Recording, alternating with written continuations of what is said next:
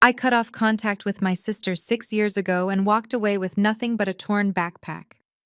My family called me selfish and told everyone I abandoned them. Last night, my sister searched my name online for the very first time in her life. By midnight, my phone exploded with 60 missed calls. Every voicemail sounded panicked, and they all kept screaming the exact same 3 words. Are you the owner? Before I continue this story, let me know where you are watching from in the comments below.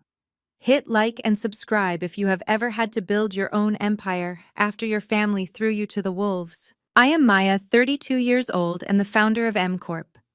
I sat on my Italian leather sofa, swirling a glass of expensive red wine and watching the Atlanta skyline shimmer against the dark window. My phone vibrated against the glass coffee table. It had been vibrating for the last 40 minutes. The screen glowed a harsh red in the dim room, displaying 60 missed calls, all from my older sister, Nia. I finally tapped the screen, putting the latest voicemail on speaker. The absolute panic in her voice was music to my ears. She was hyperventilating, and I could hear the sound of things crashing in the background. Maya, pick up the phone right now. I just searched the CEO of the firm that bought Carter's company. Tell me it is a mistake. Are you the owner? Maya, are you the owner? Answer me, you selfish brat. I tapped delete before she could finish her insult. Selfish. That was always their favorite word for me. I glanced across my spacious penthouse. There, resting on a marble pedestal under a soft spotlight, was a framed glass case. Inside the case was not a piece of fine art, but a cheap, torn navy blue canvas backpack. Sitting right next to it was my newest $100,000 Hermes bag. The contrast was intentional. It was a daily visual reminder of the night my own blood threw me away. Growing up, I was always the workhorse, while Nia was the show pony. Our mother, Estelle, made sure everyone in our neighborhood knew Nia was destined for greatness. Nia got the expensive hair salon trips, the designer prom dresses, and the endless excuses when she failed her classes. I got the chores, the hand-me-down clothes, and the constant lectures about how I needed to work twice as hard just to be considered average. I was expected to be the strong black woman who carried everyone else's burdens. When Nia met Carter, a man whose family owned a mid-sized real estate brokerage, my mother acted like we had won the lottery. She practically worshipped Carter because of his skin color and his supposed old money status. She bent over backward to accommodate him, serving him on fine china, while expecting me to wash his dishes. 6 years ago, when I was 26, my mother and my sister stood in the doorway of our family home and watched me pack that exact blue backpack. Nia had just married Carter. To keep up appearances and fund a lavish wedding she could absolutely not afford, Nia had stolen my identity. She forged my signature and took out $50,000 in secret loans. When the debt collector started calling me and ruining my credit, I confronted her in the living room of the house my grandmother had worked her entire life to buy. The house that was supposed to be our safe haven. Instead of apologizing or being horrified by her own crime, Nia cried to our mother. And my mother, who had always treated Nia like the golden child of the family, looked me dead in the eye and told me to take the fall. She said Carter's wealthy family would leave Nia if they found out she was actually broke and in debt. Take the debt, Maya, she had said, her voice completely devoid of warmth. You are single. You have no prospects. Nia has a chance to secure our family's future with Carter. If you ruin her credit and Carter leaves her, I will never forgive you. Be useful for once in your life. When I refused to ruin my own life for my sister's lies, my mother pointed to the door. She told me I was a disgrace to our community. She called me a jealous hater who could not stand to see her sister marry into a good white family. She told me I was no longer her daughter. When she told me to leave, she did not just close the door. She locked it while I was still standing on the porch. I remember the sound of the deadbolt sliding into place. It was the loudest sound I had ever heard. It sounded like the end of my world. But in reality, it was the starting gun. I walked out into the humid Georgia night, carrying only the clothes on my back and my laptop inside that cheap canvas backpack. I spent the next 2 years living in a roach-infested apartment on the south side. I worked as a data analyst by day, a bartender by night, and a freelance coder on the weekends. Every spare dollar went to paying off the $50,000 Nia had stolen just so I could clear my name and rebuild my credit score. It was a humiliating, exhausting existence. But every time I felt like giving up, I remembered the smug look on Carter's face and the cold indifference in my mother's eyes. Anger is a phenomenal fuel if you know how to channel it. I did not cry. I did not beg. I went to work. I clawed my way into the brutal world of corporate finance. I pitched to investors who laughed in my face because I was a young black woman with no Ivy League pedigree. But I was hungrier than all of them combined. I found distressed assets, turned them around, and multiplied my capital. Over 6 years, my small consulting hustle morphed into M Corp, a private equity firm that bought out failing businesses and stripped them down. And ironically, the real estate market became my specialty. I kept a close eye on Carter's family brokerage. They were completely incompetent. They bought overpriced commercial lots and took out massive loans to maintain their country club lifestyle. They were drowning in debt, just wearing nicer suits while doing it. So when the opportunity came to buy the firm holding Carter's massive commercial loans, I did not hesitate. I swooped in through a shell company. I bought the paper. I owned their debt. I owned them. My phone buzzed again. Call number 61. I took a slow sip of my wine, savoring the rich flavor on my tongue. Let her panic. Let her sweat. For 6 years, they lived in their delusion, thinking I was some struggling failure who regretfully abandoned her loving family. They never bothered to check on me. They never searched my name until their own survival depended on it. Suddenly, the sleek security intercom mounted on my wall lit up with a soft blue glow. A gentle chime echoed through the quiet penthouse, cutting through the jazz music playing softly from the hidden speakers. It was the front desk of my residential building. The lobby of my building was not a place for tantrums. It was a fortress of discretion designed for executives, athletes, and the ultra-wealthy. For a disturbance to happen down there meant someone had completely lost their mind. I pressed the silver button, letting the audio feed into the room. The voice of Marcus, the night concierge, filled the space. He sounded highly stressed, but was trying his best to maintain his professional tone. Miss Maya, I am so sorry to disturb you at this hour. There is a couple down here in the lobby demanding to see you. They are causing quite a scene. The woman says she is your sister, and the white gentleman with her is threatening to have me fired if I do not let them up the private elevator right now. Before I could even respond, I heard the muffled sounds of a scuffle through the intercom. Carter was yelling in the background, his arrogant voice bouncing off the imported marble walls of the lobby downstairs. I reached out and tapped the speaker button, turning the volume all the way up. I wanted to hear every single word. "Get her down here right now!" Carter screamed, his voice cracking with sheer rage. "You work for us. You are a glorified door boy. Call that little bitch on the phone and tell her to get her boss on the line. She thinks she can play games with my family. She thinks she can ignore our calls. Please, Carter, calm down," Nia begged in the background. Her voice was shrill and panicky, completely stripped of the confident, snobby tone she usually carried. "We are going to get arrested if you keep yelling. Just let the man call her." "I am not calming down," Carter roared. "Do you have any idea what is happening right now, Naya? My family is losing everything. The brokerage is gone. The accounts are frozen. And your sister is sitting up there screening our calls like she is somebody important. I am going to break the security glass if he does not open the gate." I stood perfectly still in my living room, listening to the absolute meltdown happening 30 floors below me. A cold, genuine smile spread across my face. 6 years of absolute silence. 6 years of them pretending I was dead. And this was how they chose to reunite.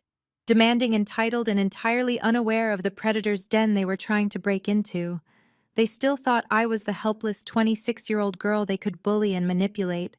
They still thought Carter's last name gave him the right to walk into any building in Atlanta and scream at the staff. "Marcus," I said, my voice perfectly smooth and steady. "Do not call security just yet. I do not want them thrown out." "Are you sure?" Ms. Maya Marcus asked, sounding relieved but confused. "They are highly aggressive and making a lot of threats." I am absolutely sure, I replied, taking another sip of my wine. Scan them through the security gate and put them in the private elevator. Send them up. But keep your security team on standby in the hallway, just in case they forget their manners on the way to the penthouse. Yes, ma'am, Marcus said. The intercom clicked off, leaving the room in silence once again. The war had officially begun. I set my phone face down on the glass table, finally silencing the endless stream of incoming calls from my sister. I walked away from the window and headed toward the massive marble kitchen island in the center of the room. I needed to prepare for my guests. Down in the lobby, the heavy security gates clicked open. I could imagine the smug look on Carter's face as he pushed past Marcus, adjusting the collar of his expensive suit, thinking his cheap intimidation tactics had worked.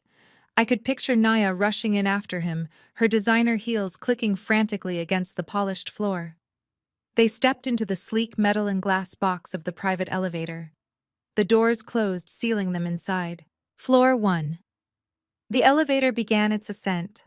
I walked over to the smart home panel on the wall and dimmed the overhead lights by 20%. I let the dramatic glow of the city skyline dominate the room. I wanted the atmosphere to be intimidating.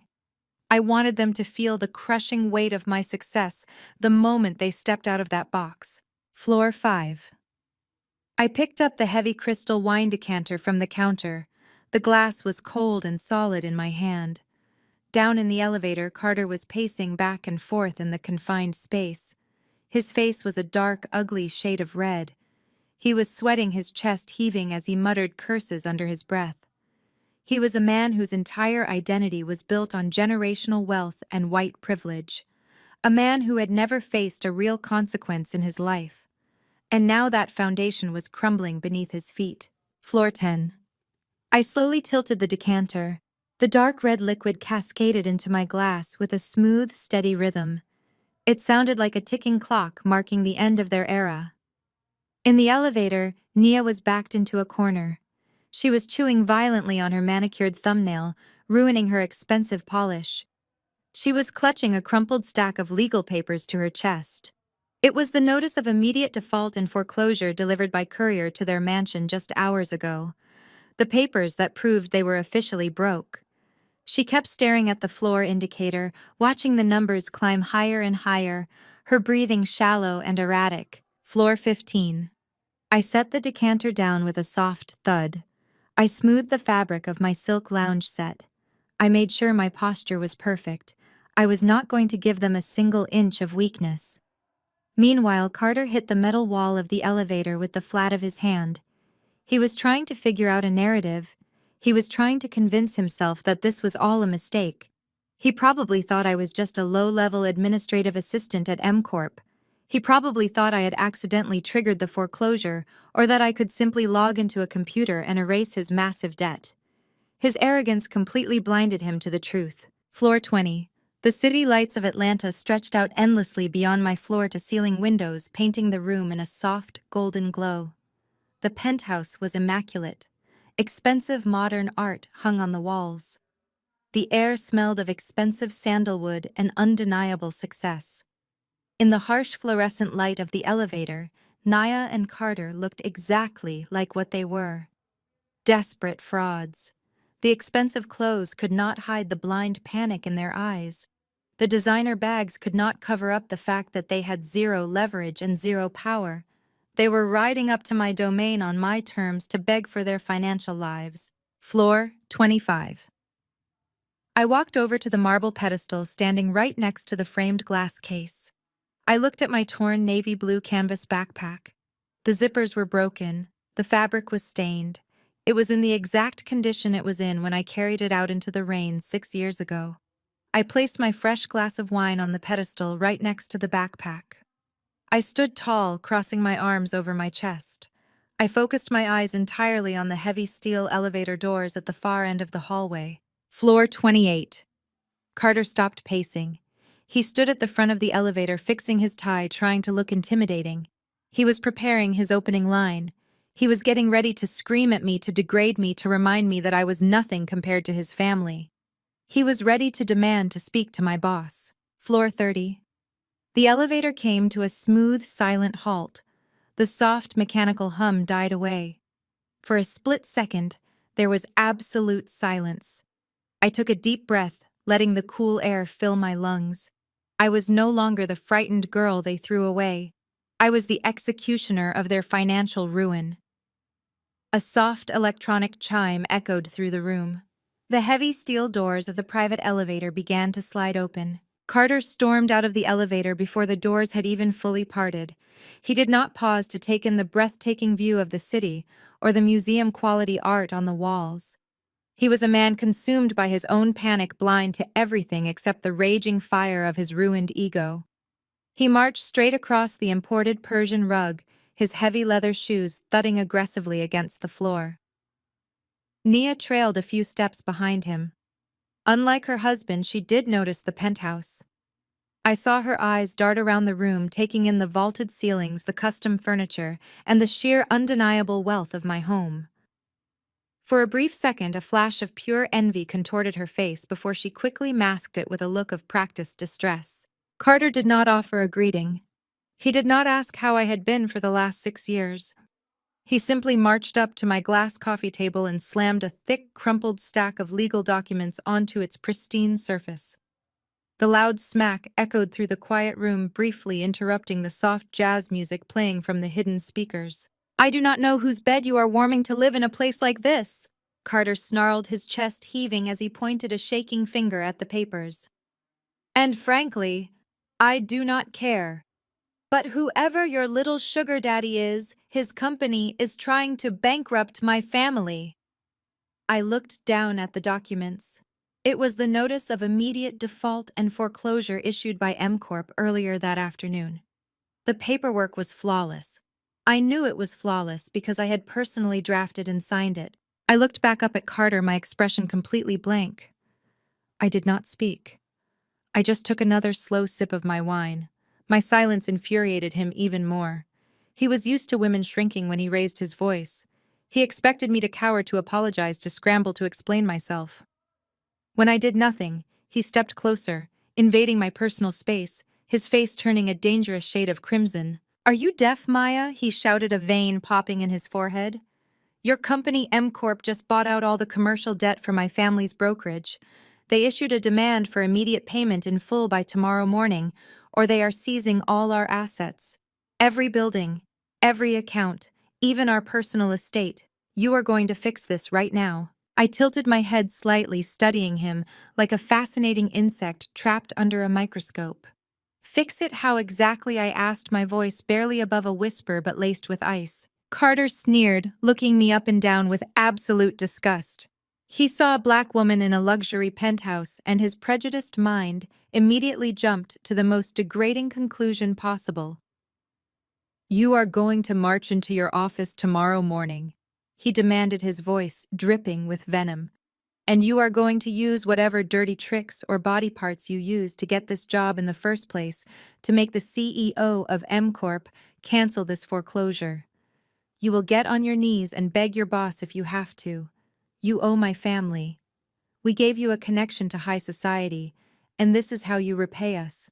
The sheer audacity of his words hung in the air. If there were a camera circling us at this exact moment, capturing a continuous tracking shot, it would record a masterpiece of contrasting energies. The lens would glide smoothly around the room, capturing Carter's frantic, sweaty desperation as he paced like a caged animal. It would pan over to Nia, hovering nervously near the edge of the light, her hands trembling as she clutched her designer purse.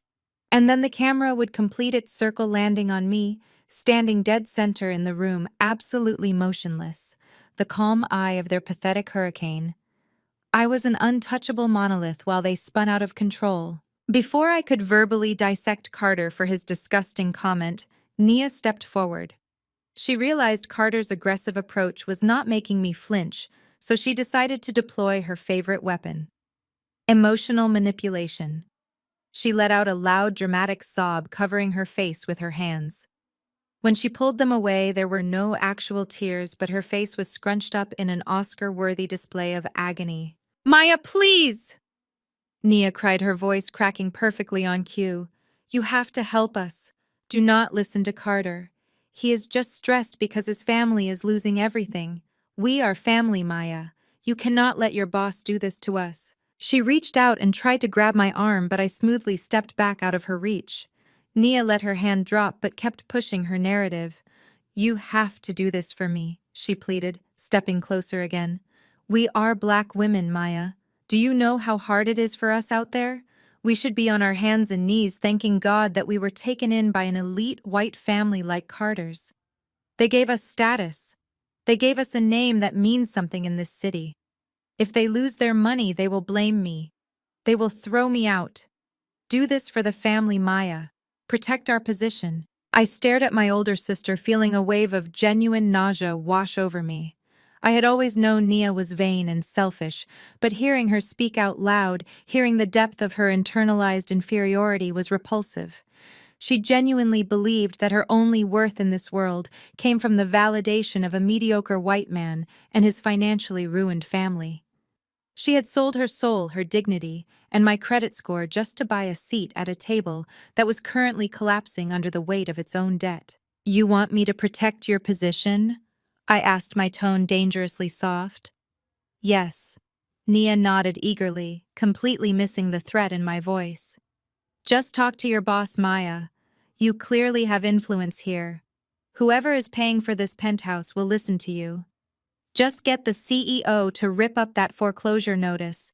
We will even invite you to our anniversary dinner on Sunday. Mom will be so proud of you for finally being a team player. She dangled our mother's approval like it was a grand prize. 6 years ago, I would have broken my back for that approval.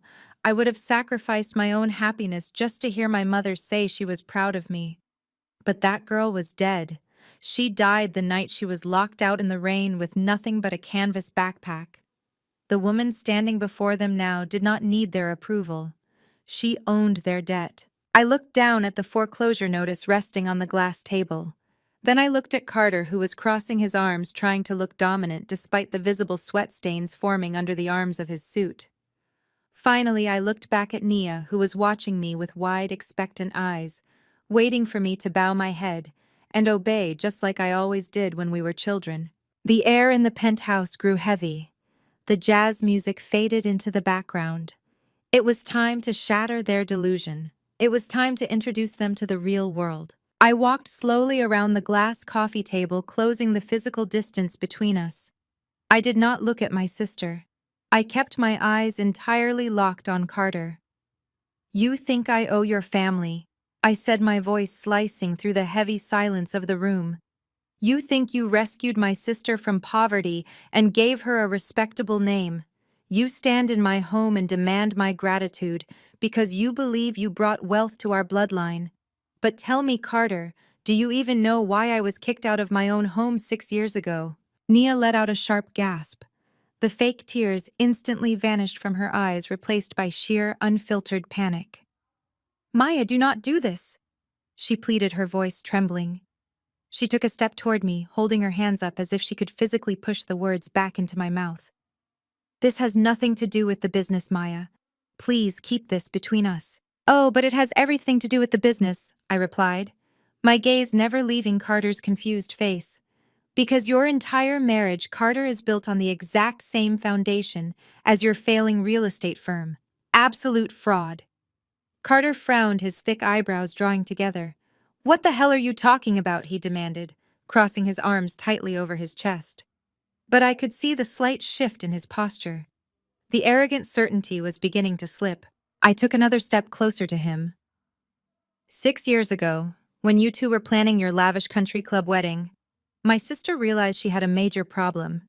She desperately wanted to play the part of a wealthy socialite for your snobby parents. She wanted to prove she was good enough for your old money family.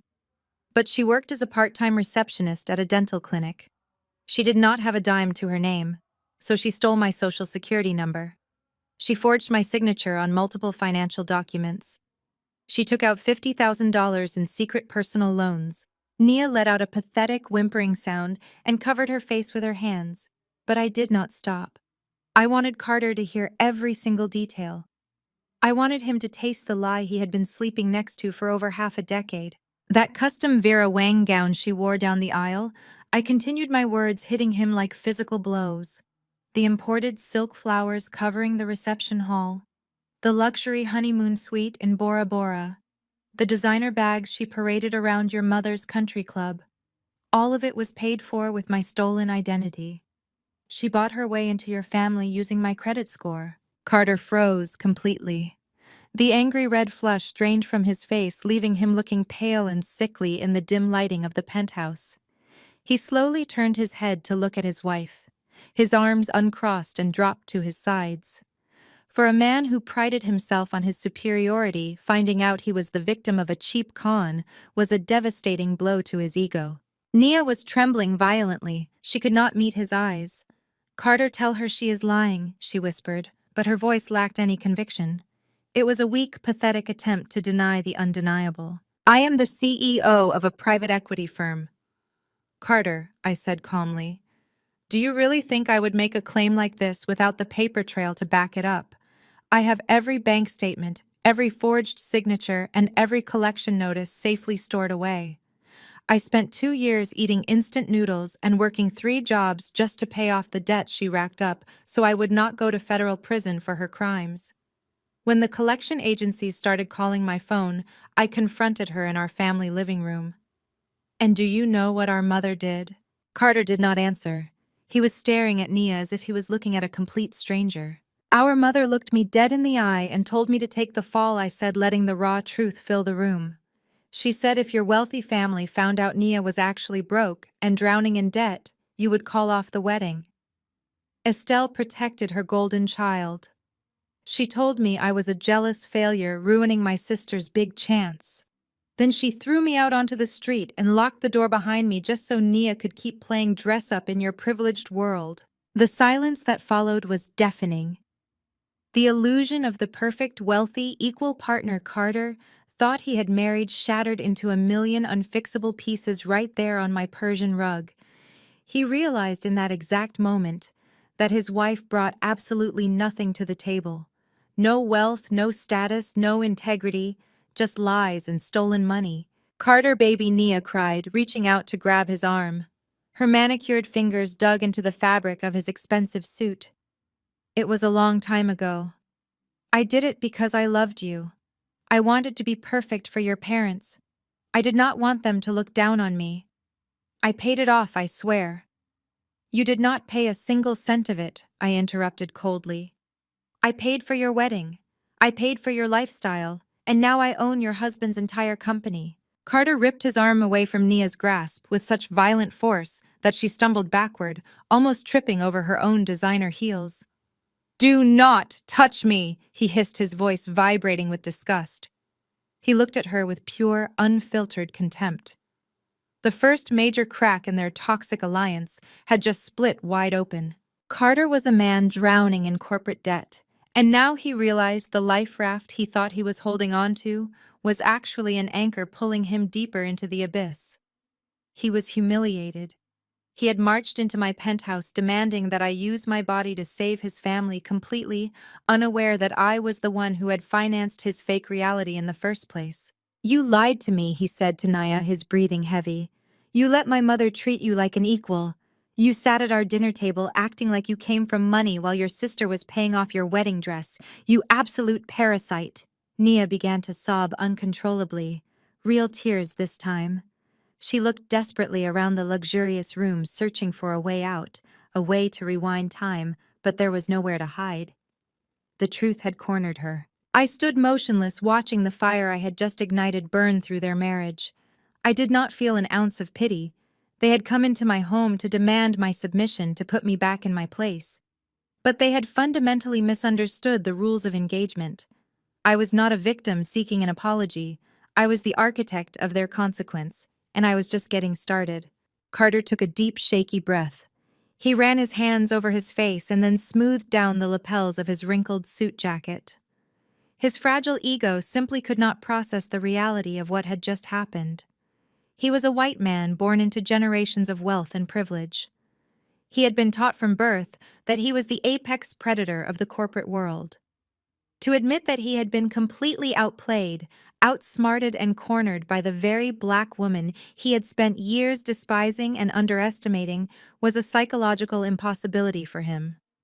His brain could not accept the truth, so it did what it had always done when faced with accountability. It created a delusion. He turned away from his sobbing wife and locked his eyes on me. If you placed a camera on the floor right then, pointing at a low angle tilting up at Carter, you would see a man desperately trying to project towering superiority. He squared his shoulders, lifting his chin to literally look down his nose at me. The arrogant smirk that had vanished a few moments ago slowly crept back onto his face. It was the desperate bravado of a man who was already dead, but refused to lie down. "You really think you have won something here, Maya?" he said, his voice dripping with condescension. "You think you are some kind of corporate genius because you got your hands on a few accounting files. Let me tell you exactly what you are. You are a lucky diversity hire." I stood completely still, letting his pathetic insult hang in the air. "You are an affirmative action token for a company trying to look progressive." Carter continued, taking a step toward me as if trying to physically intimidate me. "I do not care what fancy executive title they gave you to hit their minority quota for the quarter. You do not have the brains or the pedigree to run a multi-million-dollar corporate buyout. I have an MBA from Duke University. You have a basic degree from a state school. Somebody else is pulling the strings at M Corp, and you are just the angry little attack dog they sent to bark at us. You are a figurehead, Maya. Nothing more." Nia stopped crying for a second, looking up at her husband. Even she seemed shocked by the blatant disrespect pouring out of his mouth, but Carter was too far gone to care. He was clinging to his racism and his classism like a life raft. "My family has been developing Atlanta real estate since before you were even born," he boasted, his voice growing louder and more aggressive. "We have federal judges on speed dial. We play golf with the city council members. We dine with the governor. Do you really think you can just swoop in with a shady shell company and steal our legacy? My lawyers are going to tear your little firm apart piece by piece." He pointed his finger directly at my face. "I am going to sue M Corp for predatory lending, market manipulation, and corporate espionage. I am going to have my legal team bury your real boss in so much paperwork they will beg to settle. And when they realize you are the one who provoked my family, they are going to fire you. By the time I am done with you, Maya, you will be back on the street carrying that same dirty blue backpack. You messed with the wrong family." Carter let out a sharp breath, feeling incredibly satisfied with his own speech. He truly believed he had just put me back in my place. He thought his empty threats and his family name were enough to make me fold. I did not blink. I did not flinch. I did not raise my voice. The camera angle in this hypothetical movie would instantly snap to a high-angle shot, looking sharply down at Carter, minimizing him to the size of an insignificant bug standing on my floor. "Are you quite finished?" I asked softly. Carter narrowed his eyes, his confident smirk faltering just a fraction. "You are going to sue me with what money, Carter?" I asked, taking a slow, deliberate step toward him. "Your corporate accounts are frozen. Your personal credit lines are completely maxed out. Your family name is currently a punchline in every major financial institution in this city. You do not have high-powered lawyers on speed dial anymore because you have not paid their retainer fees in 6 months. I know this for a fact because I personally read your accounts payable ledger before I authorized the buyout of your debt." Carter opened his mouth to speak, but I did not let him. I took another step forward, forcing him to hold his ground. His eyes darted nervously around the room, looking for an escape route that did not exist. "Do not stand in my home and talk to me about legacy," I said, my voice dropping to a dangerous, icy register. "Your grandfather was a brilliant businessman. He built a real estate empire from the ground up. Your father was a competent manager who kept that empire steady. But you, Carter, you are a colossal failure." The color drained from his face entirely. "You took a thriving commercial brokerage and ran it straight into the ground." I continued, dissecting his failures with surgical precision. "You bought overpriced commercial lots at the absolute peak of the market using high-interest variable loans because you wanted to look like a visionary. Instead of paying down the principal, you used the company accounts as your personal piggy bank. You funded your country club memberships, your luxury sports cars, and your wife's fake high society life with money that belonged to the bank. You bankrupted a 50-year-old family company in less than 5 years just to maintain the illusion that you were wealthy. That is a lie, Carter stammered, taking a half step backward. The market shifted. The interest rates spiked. It was an unpredictable economic downturn. It was gross incompetence, I fired back, cutting through his pathetic excuses. You have an MBA from Duke and you do not even understand the basics of risk management. You thought your white privilege and your grandfather's last name would magically protect you from math. Well, the math caught up with you, Carter. The numbers do not care where you went to school. Carter swallowed hard. The vein in his neck was visibly throbbing. His chest was rising and falling rapidly. I had stripped away every single excuse he had manufactured in his head. I had held up a mirror to his absolute mediocrity and forced him to look at it. You threatened to sue M Corp for market manipulation, I said, stepping so close to him that he had to look down to meet my eyes. I challenge you to try. Call your lawyers right now. Tell them you want to launch a federal lawsuit against a private equity firm that legally purchased your defaulted debt on the open market. Tell them you want to open your company's fraudulent books in a public courtroom for a judge to see. Please, Carter, make that call. Because the moment you do, I will hand over the financial audit that proves you committed corporate embezzlement to fund your personal lifestyle. Carter's jaw clamped shut. His hands balled into tight fists at his sides, but he was completely paralyzed. He knew I was right. If he tried to fight the foreclosure in court, his financial crimes would become public record. He would not just lose his company. He would go to federal prison. I am not a diversity hire, Carter, I whispered, leaning in slightly. I am the predator that has been watching you bleed in the water for the last 3 years. I am the owner of M Corp. I am the CEO. I am the one pulling the strings. And as of this afternoon, I own everything your grandfather built. Carter looked like he had been struck by lightning. His mouth hung slightly open, but no sound came out. The arrogant, entitled white man who had stormed into my penthouse demanding my submission was gone. In his place stood a broken, terrified little boy who had just realized his entire life was over. The silence in the penthouse was so absolute that you could hear the faint hum of the city traffic 30 floors below us. I let that heavy, suffocating silence stretch. I let Carter marinate in his own sheer terror. I watched his mind frantically search for a loophole, a way out, an excuse that could save him from the financial guillotine I had just dropped on his neck. But there was nothing. And then I laughed. It was not a loud or hysterical laugh. It was a dark, quiet chuckle that bubbled up from the depths of my chest, echoing the years of humiliation I had endured at his hands. I turned away from his pale, sweating face and walked over to my marble kitchen island. I picked up my sleek silver iPad, unlocked the screen, and walked calmly back to the glass coffee table. I tossed the tablet onto the glass. It slid smoothly across the surface, stopping exactly inches from Carter's trembling hands. "Pick it up," I commanded, my voice carrying the absolute authority of a judge handing down a sentence. Carter hesitated. He looked at the iPad as if it were a live explosive device waiting to detonate. Slowly, with hands that shook so violently he could barely extend his fingers, he reached down and picked it up. His eyes locked onto the glowing screen. I watched his pupils dilate in horror. I watched the last remaining drop of blood drain from his face, leaving him looking like a terrified ghost in a custom-tailored suit. All of the arrogant swagger of a man who believed his race and his family wealth made him invincible had vanished completely. On that screen was a beautifully organized, brightly color-coded spreadsheet. It detailed every single wire transfer he had made over the last 18 months.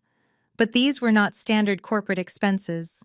These were massive sums of money being funneled directly from his brokerage escrow accounts into a series of untraceable shell companies in the Cayman Islands. He had been disguising the theft as consulting fees. "Sue me, Carter," I whispered, stepping so close to him I could smell the stale alcohol sweating out of his pores. "Please call your high-powered legal team right now. Let us see how much the Federal Bureau of Investigation loves your money laundering books." Let us see what a federal judge has to say when they realize you have been stealing client deposits to hide your personal assets before your family company inevitably went bankrupt. Carter's mouth opened and closed like a dying fish pulling for air. He tried to formulate a sentence. He tried to issue a denial, but the evidence was staring him right in the face. It was undeniably his own fraudulent accounting. He had committed a massive federal crime, and I had the entire digital paper trail sitting on a secure server he could never touch. If I made one simple phone call to the authorities, he would not just lose his country club membership and his fancy cars. He would lose his freedom for the next 20 years. The realization hit him with the force of a freight train. "Get out of my house," I said, my voice cracking through the air like a whip. The command broke his paralysis. Carter dropped the iPad back onto the glass table as if the metal casing had physically burned his skin. He stumbled backward, nearly tripping over his own feet in his desperation to get away from me. He did not look angry anymore. He looked hunted. He grabbed Nia by the elbow, his fingers digging into her arm with desperate bruising force. "We are leaving," he rasped, his voice barely recognizable as human. "We have to go right now, Nia. Move." Nia stumbled as Carter dragged her toward the private elevator. She looked completely disoriented. The brutal reality of her situation was finally crashing down on her carefully constructed fantasy world. The wealthy, successful husband she had stolen my identity to secure was a massive fraud. The lavish lifestyle she had lorded over me for 6 years was evaporating into thin air before her very eyes. She was about to be the broke wife of a convicted felon with absolutely nothing to her name but a closet full of designer clothes she could no longer afford. But instead of feeling remorse or humility, Nia felt pure venomous resentment. It was always easier for her to blame me than to take accountability for her own disastrous choices. She dug her designer heels into the plush Persian rug, stopping Carter just as the heavy steel doors of the elevator began to slide open. She yanked her arm out of his grasp and turned to face me. Her expensive makeup was smeared with fake tears, and her eyes were wild with the cornered rage of a desperate animal. "You think you have won, Maya?" She sneered, her voice vibrating with pure malice. "You think because you sit up here in this giant glass tower with your dirty money and your fancy executive title that you can just destroy your own flesh and blood without consequences? You are a monster. You always were a jealous, hateful little monster." I stood completely still, letting her empty, pathetic words wash over me without absorbing a single drop of their poison. "I am simply holding up a mirror, Nia," I replied, my tone perfectly even. "Do not blame me just because you hate the ugly reflection staring back at you." "Mom is going to hear about this," Nia threatened, jabbing a manicured finger in my direction. "You know exactly how she gets. She is not going to let you do this to us. She is going to rally the entire family against you. You will be a total pariah. She will destroy you for this, Maya. She will make you regret the day you were born." I tilted my head slightly and let a slow, genuine smirk spread across my face. Nia was still playing by the old rules. She still thought our mother was the ultimate authority figure, the final boss who could punish me into submission. She thought a guilt trip from Estelle would make me drop the foreclosure and hand over my empire. She did not realize that I had already anticipated our mother's involvement. In fact, I was counting on it. I wanted all of them on the battlefield. "Tell her," I said, my tone perfectly light and unbothered. "Tell Estelle everything. Tell her to bring her absolute worst. I will be waiting right here." Carter grabbed Nia by the shoulder and physically shoved her into the elevator cab, stepping in right behind her. He frantically pressed the lobby button, his eyes darting wildly between me and the closing doors. The heavy metal doors began to slide shut. The very last thing I saw before the doors sealed completely was Nia's furious, tear-stained face glaring at me through the narrowing gap. And then, with a soft, mechanical click, they were gone. The penthouse returned to its peaceful, quiet state. The soft jazz music drifted back into my awareness. I walked over to the glass table, picked up my wine glass, and took a long, satisfying sip. The first battle was over, and I had crushed them effortlessly. But I knew the real war was just beginning.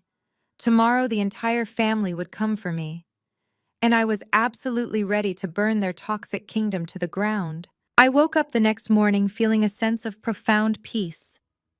The events of the previous night played in my mind like a satisfying movie. Carter and Naya were finally experiencing the consequences of their own actions. I poured myself a cup of black coffee and walked over to the floor-to-ceiling windows of my penthouse. The Atlanta sun was shining brightly over the city I had conquered. My phone sat quietly on the marble counter. I had blocked my sister and her husband completely. I assumed I would have at least a few days of silence before their legal reality fully set in. But I had underestimated the sheer manipulative speed of my family. My phone buzzed aggressively against the marble. It was a text message from my cousin David. He still lived in the old neighborhood and sang in the church choir. The message was short and terrifying. "Come to the church right now, Maya." Aunt Estelle collapsed. She had a massive heart attack. It does not look good. My heart stopped beating for a full second. The coffee cup slipped from my fingers and shattered against the floor, sending dark liquid splashing across the pristine tiles. For 6 years, I had built a fortress around my emotions. I had trained myself to feel absolutely nothing for the woman who had locked me out in the rain. I had convinced myself that Estelle was just a stranger who happened to share my DNA. But the words heart attack bypassed every single wall I had built. She was still my mother. The primal instinct of a child terrified of losing their parent took over my body completely. I did not bother to change my clothes. I was still wearing a simple silk blouse and tailored trousers. I grabbed my car keys and ran out the door. The elevator ride down felt like it took hours. I practically sprinted through the lobby, ignoring the confused look on my concierge's face. I jumped into my black SUV and tore out of the parking garage. I broke every speed limit driving down the highway toward the south side of the city. My mind was racing with horrible images. I pictured her lying on a stretcher, struggling to breathe. I wondered if I was already too late. I wondered if the stress of finding out about Nia and Carter's financial ruin had literally broken her heart. Guilt is a powerful weapon, and my family knew exactly how to wield it even from a distance. I thought about all the Sundays we used to spend at this exact church when I was a little girl. I thought about how my mother used to hold my hand during the choir performances before she decided Nia was the only child who mattered. I drove recklessly, weaving through the morning traffic, my hands gripping the steering wheel so tightly my knuckles turned white. I took the exit so fast the tires screeched against the asphalt. I navigated the familiar neighborhood streets until the red brick walls of our family church came into view. I braced myself to see flashing red and blue lights. I expected to see a crowd of crying relatives gathered around the back of an ambulance. But as I pulled into the gravel parking lot, the scene made absolutely no sense. There were no paramedics. There were no sirens. The lot was completely packed with cars, but it looked like a festival, not a medical emergency. I threw the car into park and jumped out, leaving the door wide open. If this were a movie, the camera would be a Steadicam, tracking my every move. It would follow right behind my shoulder, capturing my rushed, anxious footsteps as I ran across the gravel. It would capture the confusion washing over my face as the smell of charcoal smoke and the sound of upbeat gospel music drifted through the warm morning air. I pushed past the side gate of the churchyard, my chest heaving as I gasped for air. I was preparing to fight my way through a crowd of mourners. Instead, I walked straight into a massive Sunday family barbecue. The camera tracking my movement would come to an abrupt, jarring halt. The focus would shift sharply from my panicked face to the scene unfolding under the large white tents. There were colorful streamers strung between the trees. Dozens of my aunts, uncles, and cousins were sitting at picnic tables eating plates of potato salad and baked beans. A massive banner hung over the main pavilion. It read, "Happy Anniversary, Nia and Carter." And right in the center of it all, standing next to a massive smoking grill, was the woman who was supposedly dying of a heart attack. The camera would pull focus directly onto Estelle. She was wearing a bright yellow sundress and a pristine white apron. She was holding a pair of metal tongs, casually flipping a rack of ribs. She was laughing loudly at a joke my uncle had just told. Her face was glowing with health. There was absolutely nothing wrong with her heart, except that it was entirely devoid of empathy. I stopped dead in my tracks. The adrenaline that had been pumping through my veins instantly turned to ice. I had not rushed to a medical emergency. I had walked completely blind into a carefully orchestrated trap. They knew I would never answer a phone call from Nia. They knew I would ignore any demand from Carter. But they knew the one thing that would drag me out of my penthouse and bring me straight to them was the threat of my mother dying. They weaponized my own humanity against me. They had used my cousin David as a pawn. They probably told him to send that exact text message or simply took his phone to send it knowing I would respond to him. The level of sociopathic planning it took to fake a heart attack just to force a business meeting was staggering. Several relatives turned and noticed me standing near the gate. The laughter slowly died down. The music suddenly seemed too loud for the heavy silence spreading through the yard. People started whispering to each other, pointing in my direction. I was the villain who had abandoned the family. I was the rich, arrogant daughter who never came around anymore. They had no idea about the stolen identity or the $50,000. They only knew the lies Estelle had fed them for the last 6 years. And now they were staring at me like I was a ghost crashing a celebration. Estelle turned away from the grill. She saw me standing there breathing heavily, my designer clothes slightly rumpled from my panicked drive. Her eyes locked onto mine. She did not look surprised to see me. She did not look apologetic for faking a massive medical emergency. Instead, a slow, perfectly practiced fake smile spread across her face. It was the same smile she used to charm the church elders and manipulate the neighbors. It was a smile that hid decades of cruelty. Out of the corner of my eye, I saw Nia and Carter sitting at the head table of the pavilion. Carter was nursing a beer, trying to look relaxed, but his knuckles were white as he gripped the bottle. Nia was sitting unnaturally straight, her eyes darting between me and our mother. They had run to Estelle the second they left my penthouse last night. They had cried and played the victims. Estelle had immediately mobilized the entire extended family to ambush me in public. It was a classic tactic in our community. Use the pressure of the crowd to force compliance. Force me to save Carter's company right here in front of God and everyone, or look like the monster who ruined her sister's anniversary. I stood my ground. The initial shock was fading rapidly, replaced by a cold, calculated fury. They thought dragging me into a public arena would make me fold. They thought the presence of our relatives would intimidate me into handing over my empire. They were completely wrong. I took a deep breath, smoothed my hair back, and took a deliberate step forward into the yard. Let the games begin. As I walked further into the manicured churchyard, the cheerful gospel music that had been booming from the portable speakers was abruptly turned off. My Uncle Earl, who was manning the sound system, lowered the volume dial until only the sound of sizzling meat and uncomfortable shifting remained. Over 50 pairs of eyes were locked onto me. The air was thick with the smell of charcoal, roasted sweet potatoes, and deep-fried chicken. But I suddenly felt completely nauseous. I could feel the collective judgment radiating from the picnic tables. To them, I was the prodigal daughter who had abandoned her struggling family for the high life in the big city. I was the one who never called, who missed the holidays, who thought she was too good for her roots. Estelle wiped her hands on her pristine white apron and rushed toward me. She did not walk. She practically stumbled, executing a masterful performance of a distressed elderly mother. "Oh, my baby girl," she cried out, her voice loud enough to echo off the red brick walls of the church. "You actually came. I prayed to the good Lord you would not ignore your family in our hour of deepest need." She threw her arms around my neck, pulling me into a suffocating hug. She smelled like barbecue smoke and expensive department store perfume.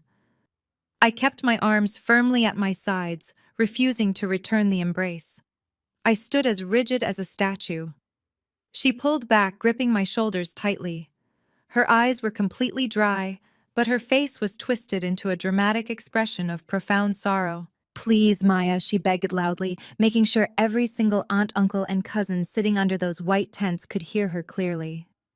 "Please tell me you are going to call off this terrible vendetta. Please tell me you are not going to destroy your sister's life just because you are still angry with me." A collective gasp rippled through the churchyard. My Aunt Beatrice, A woman who had never worked a day in her life but judged everyone else's financial decisions stood up from her folding chair. She was still wearing her elaborate Sunday church hat, and her eyes were wide with manufactured outrage. "What is she talking about?" Estelle Beatrice demanded, her voice sharp with indignation. "What is Maya doing to our sweet Nia?" Estelle turned to face the crowd, wiping a non-existent tear from her cheek. She pointed a trembling finger at me. "She is using her fancy new job at that corporate investment firm to bankrupt Carter's real estate business." Estelle cried, her voice cracking perfectly on cue.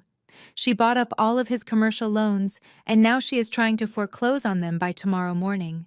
She wants to leave Nia and Carter out on the street. And for what? Because she is still jealous that Nia had a beautiful wedding 6 years ago. Because she cannot stand to see her sister happy and successful." The yard erupted into angry murmurs. I looked around at the faces of my relatives. These were the people who had watched me grow up. They had watched me do all of Nia's chores while she went to the mall. They had watched me wear her worn-out hand-me-down clothes. They had watched me struggle and scrape for every single grade I earned while Nia coasted on her looks. And yet they were so perfectly willing to believe that I was the monster. It was easier for them to villainize the independent woman who left than to question the toxic dynamic of the family that stayed behind. I looked over at the head table sitting under the large anniversary banner. Nia was putting on the performance of an absolute lifetime. She had her face buried in Carter's chest, her shoulders shaking violently as if she were sobbing uncontrollably. Carter had his arm wrapped protectively around her, glaring at me with a look of manufactured righteous anger. He was playing the role of the stoic, wealthy white protector, defending his fragile black wife from her aggressive, unhinged sister. They looked like the perfect tragic couple victimized by a bitter, lonely spinster.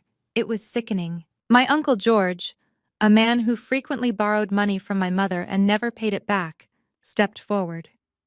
He pointed a long metal barbecue fork directly at my chest. "You ought to be deeply ashamed of yourself, Maya," he bellowed, his voice carrying over the murmurs of the crowd.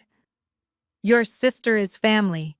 That boy Carter took her in and gave her a good, respectable name. And you are sitting up there in your luxury penthouse trying to tear their marriage down because you do not have a man of your own. You are a disgrace to this bloodline. We raised you to lift your sisters up, not drag them through the mud." Even my cousin David, the one who had sent the fake text message, looked at me with deep disappointment. "I thought you had changed, Maya," he said, shaking his head sadly. "I really thought you had grown up. But you are just as cold and selfish as you were when you walked out on your own mother 6 years ago. You did not even come back for Thanksgiving when Big Mama was sick. You only care about your money." The social pressure was designed to be absolutely suffocating. In our community, the family unit is everything. The approval of the elders is the ultimate currency.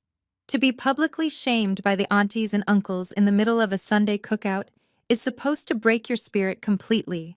It is a psychological tactic designed to force you into absolute submission, to make you beg for forgiveness and fall right back into line.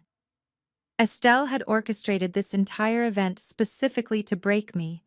She wanted me to feel so isolated, so despised, and so guilty that I would sign away my financial leverage just to buy back their fake affection. They hurled insult after insult at me. They called me bitter. They called me jealous. They said my corporate success had made me arrogant and heartless. They accused me of forgetting where I came from and acting like I was better than the people who raised me.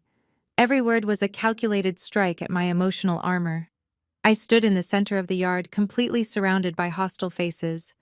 For a fleeting second, the little girl inside me, the one who just wanted her mother to love her equally, felt a sharp, painful pang of grief. But the ruthless chief executive officer I had become quickly crushed that weakness into dust. I kept my eyes locked on Nia. I watched her peek out from Carter's chest to gauge the reaction of the crowd. When she thought no one else was looking, a smug, triumphant smirk flashed across her tear-stained face. She thought she had won. She thought the sheer weight of public humiliation would force me to retreat and cancel the massive foreclosure. She thought I would crumble under the weight of our mother's theatrics. She thought I was still the 26-year-old girl she could easily manipulate. I did not interrupt them. I let them exhaust their vocabulary of insults. I let my mother cry her fake tears and wail about her broken heart. I let my Uncle George shake his fork at me and preach about family loyalty. I stood there with perfect posture, my expression completely unreadable and cold. I was not going to yell. I was not going to defend myself against their baseless accusations. I was not going to match their chaotic, emotional energy. I was going to let them build their tower of lies as high as possible before I kicked out the foundational pillar holding the entire thing up. The screaming and shaming eventually began to die down. The yard fell into a tense, expectant silence. The only sound was the quiet hiss of the barbecue grill. Everyone was waiting for me to break down crying. Everyone was waiting for me to apologize, to beg for my mother's forgiveness, and to promise to save Carter's failing company. I let the silence stretch out, making them squirm in their seats. I looked directly at Estelle, who was watching me like a hawk waiting for me to surrender. It was time to close the trap they thought they had set for me. The silence stretched until it became physically uncomfortable for the people sitting at the picnic tables. They shifted in their seats, coughing nervously and looking away. Estelle quickly realized that the public shaming tactic had failed. I had not dropped to my knees to beg for forgiveness. I had not burst into tears.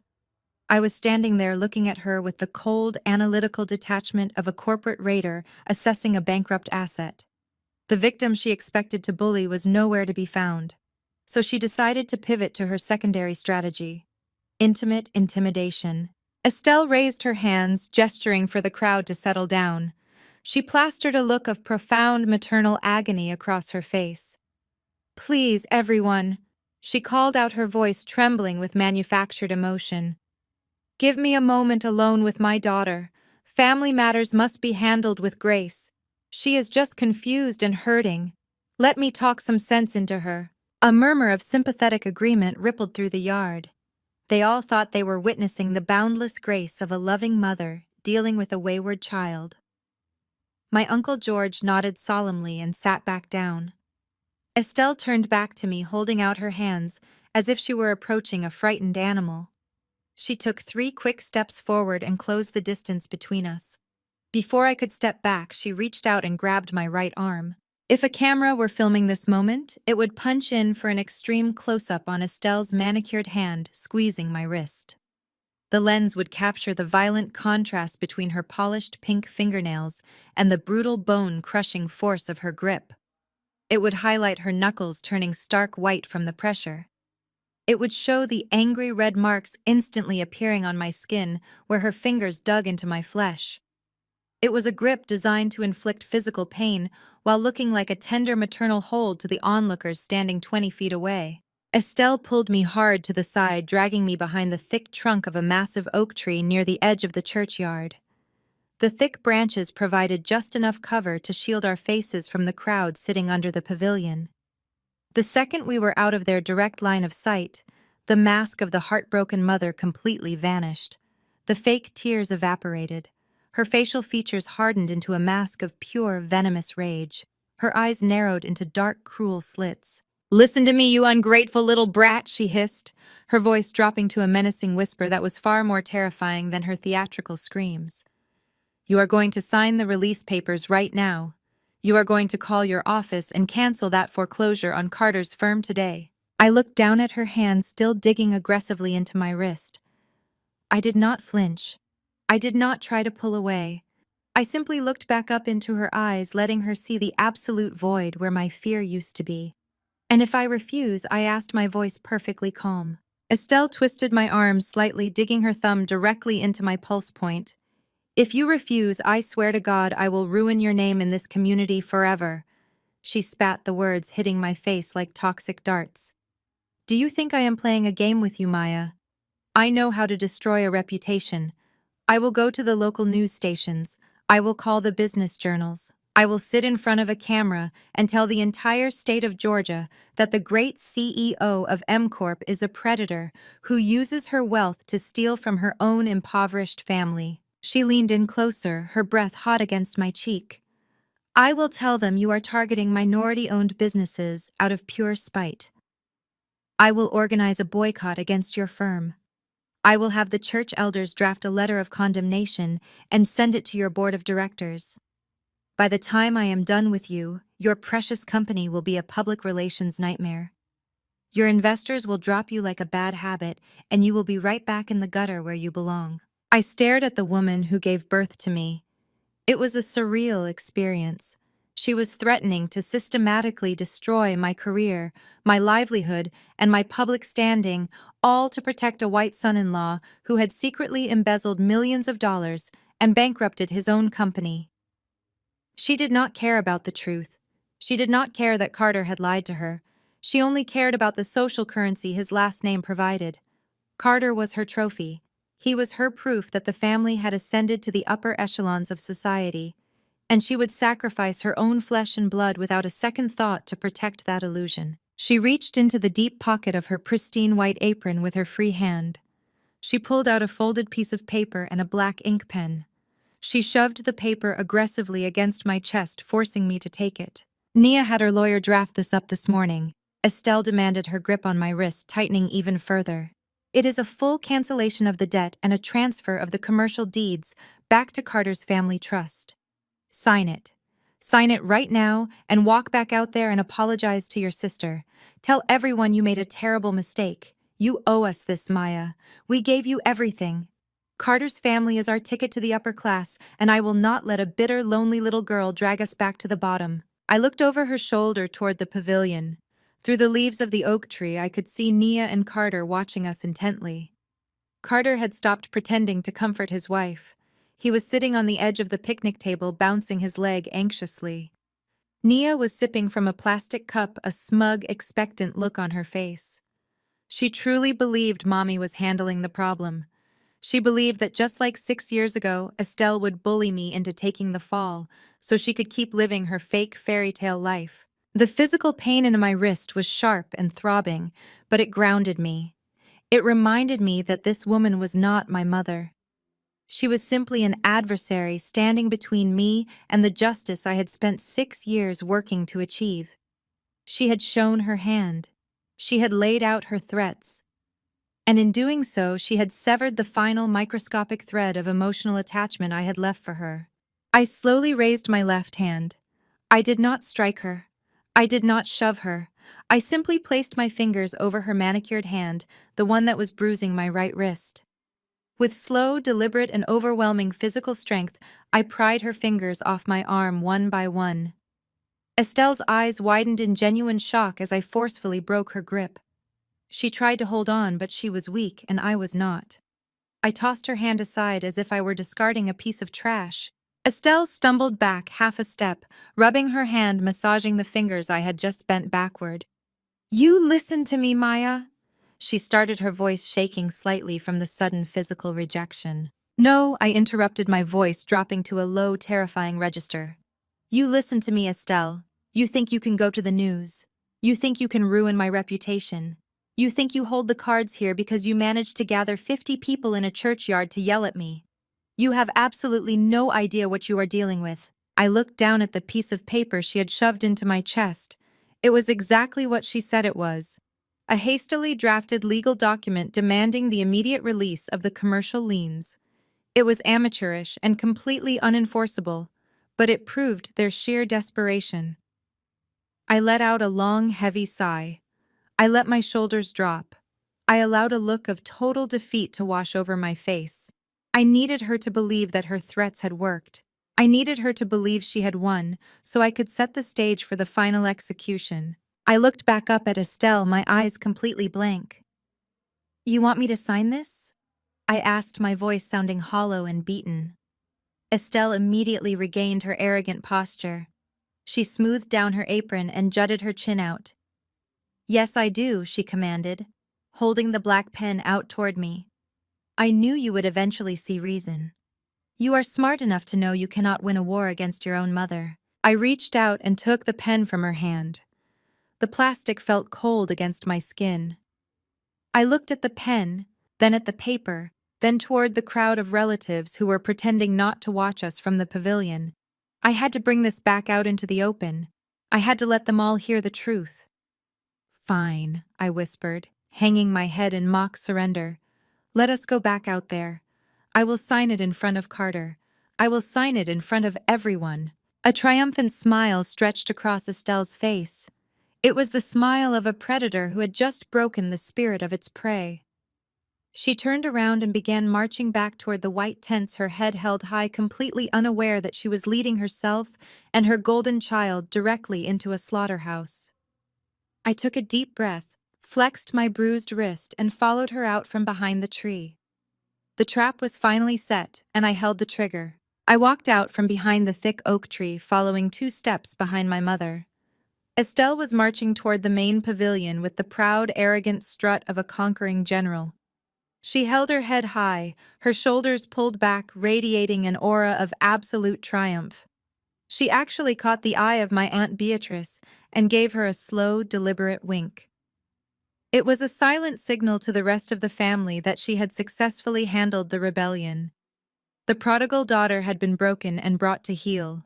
I kept my eyes lowered to the grass, playing the part of the defeated child to absolute perfection. I let my shoulders slump slightly. I held the hastily drafted legal document in my left hand, letting it hang limply by my side. I held the black pen in my right hand. To the dozens of relatives sitting at the picnic tables eating their barbecue, I looked like a woman who had just lost a war. I could feel the collective shift in the atmosphere. The heavy, tense judgment that had suffocated the yard just a few moments ago began to dissolve into a smug, collective satisfaction. They had successfully bullied me into submission, and they were incredibly proud of themselves. We reached the front of the main pavilion. Nia was sitting at the head table looking like a queen presiding over her loyal subjects. She had stopped pretending to cry. Her makeup was perfectly intact, and a massive, self-satisfied smile was plastered across her face. Carter was sitting next to her, leaning back in his folding chair, with his arms crossed over his chest. When he saw me walking back with my head down, he let out a loud, audible sigh of relief. The terrified, broken man who had fled my penthouse the night before was suddenly replaced by the arrogant white savior once again. He truly believed his mother-in-law had just saved his crumbling empire. I stopped in the center of the yard, right in front of their table. Uncle George was standing near the large portable speakers, holding the wireless microphone he had used to publicly berate me earlier. I walked slowly over to him. I held out my empty hand. "Let me say my piece," I said, my voice soft and deliberately shaky. "Let me do this the right way, Uncle George." George looked down at me, his chest puffed out with patriarchal pride. He nodded slowly, clearly enjoying my apparent humility. He handed the microphone over to me, giving my shoulder a firm, patronizing pat. "That is a good girl, Maya," he said loudly enough for the front row to hear. "You do the right thing for your family, and God will bless your business." I took the microphone. The cold, hard plastic felt grounding in my palm.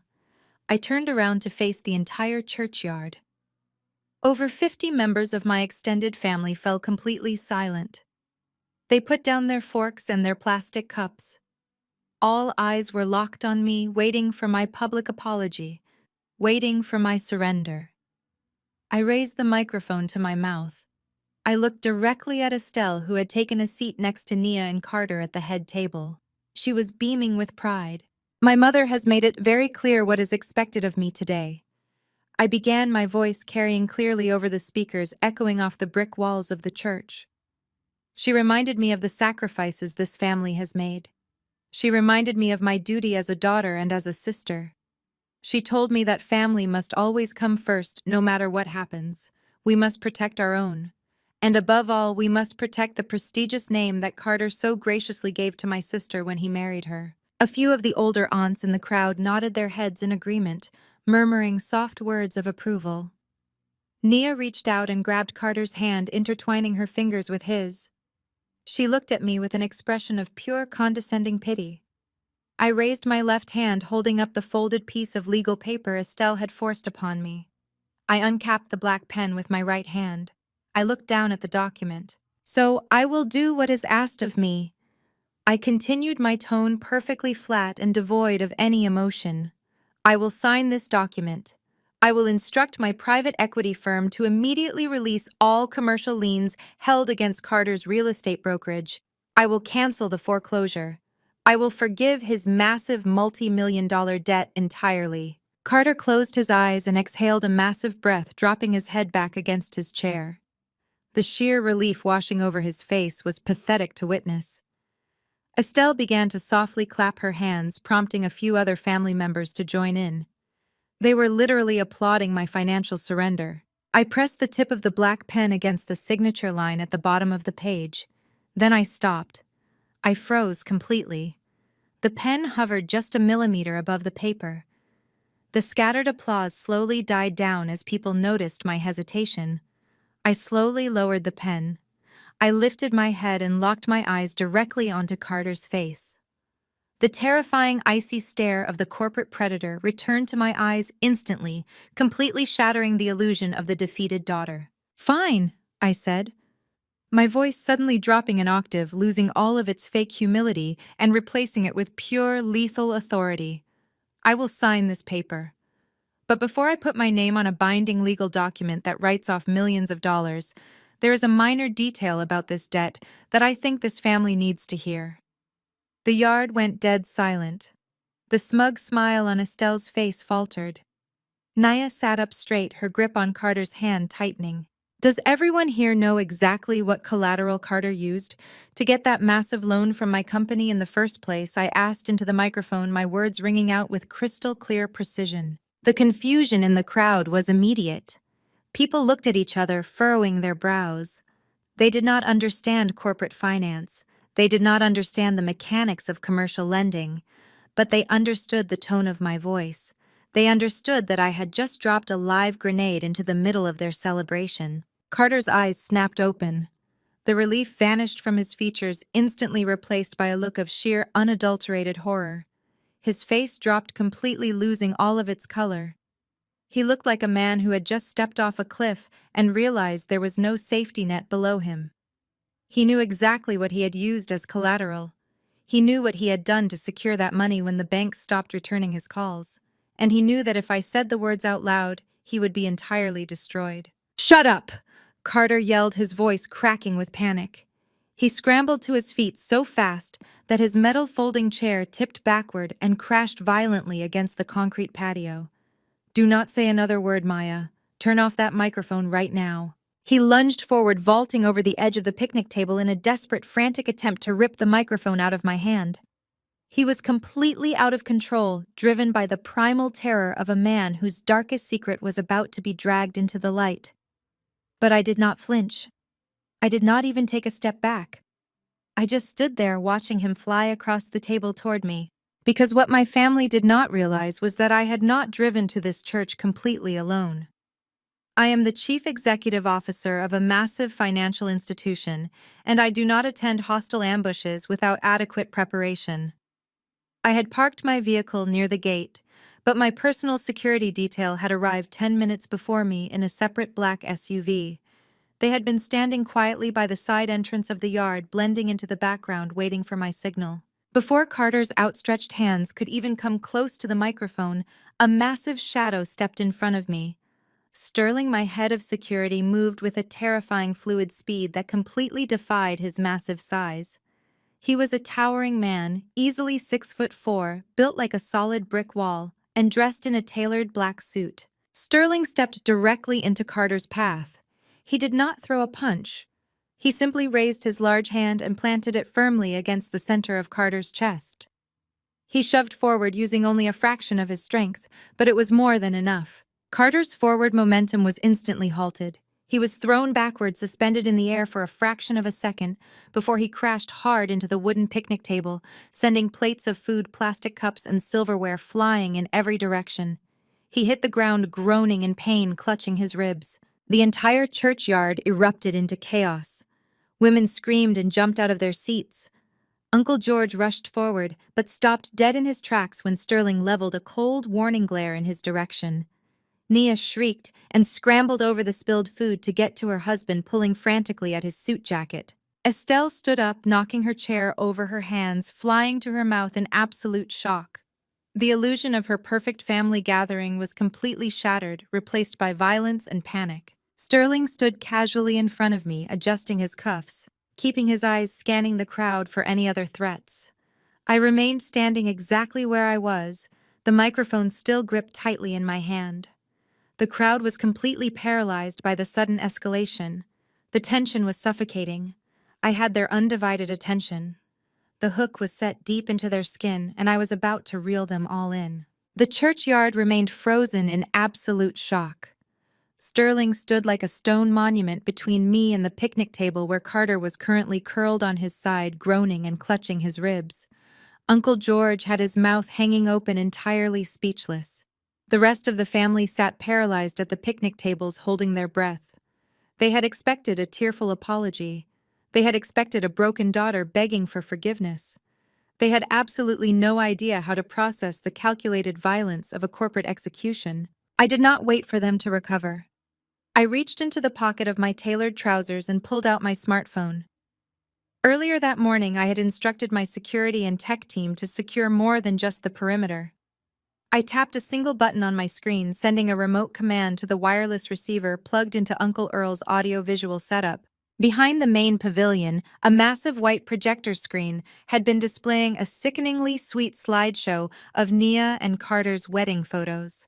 Pictures of them laughing on a yacht, posing in front of a country club, and cutting a massive 5-tier cake cycled on an endless loop. Suddenly the screen flickered. The smiling faces of the happy couple vanished. In their place, a stark high-resolution image of a black and white legal document appeared. It towered over the yard, glowing brightly in the morning shade.